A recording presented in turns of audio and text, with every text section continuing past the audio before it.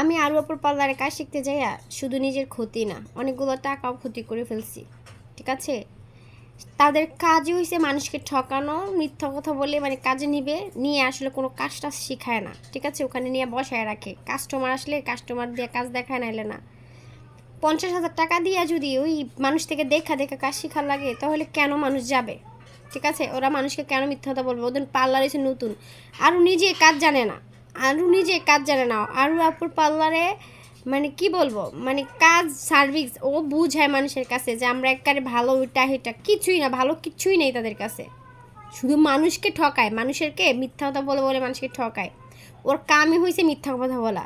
সে একটা মিথ্যাবাদী মেয়ে। ঠিক আছে, তার স্বার্থের মধ্যে মানে স্বার্থবাজি ছাড়া আর কিচ্ছু বোঝে না। সে প্রচণ্ড লেভেলের স্বার্থবাজ মেয়ে। আমি অবশ্যই তোমাদেরকে প্রমাণ দিব ও কতটুকু স্বার্থবাজ আর কতটুকু কেমন। ও আমার কাছ থেকে 50,000 টাকা নিছে, বস এগ্রিমেন্ট করবে, এগ্রিমেন্টও করে নাই, এখন এগ্রিমেন্টও করে নাই, কিচ্ছু করে নাই। আমি 1 মাস 9 দিন তার এখানে ছিলাম। 1 মাস 9 দিনের মধ্যে কাজ শিখাইছে মাত্র 20 দিন। শিখাইছে কি একটা জিনিস 20 দিন দেখাইতে দেখাইতে মানে শেষ। আমি বসে থাকতে থাকতে বিরক্ত হয়ে গেছি। আমি ওখানে রুম ভাড়া দিয়ে থাকছি, রুম ভাড়া, খাওয়া খরচ বুঝেন, আমার বাসা ঢাকা, ওখানে আমি কত টাকা খরচ করছি। এখানে আমার লাভের লাভ কিছু হয় নাই, লাস্টে 0 পাইলাম, বুঝছেন।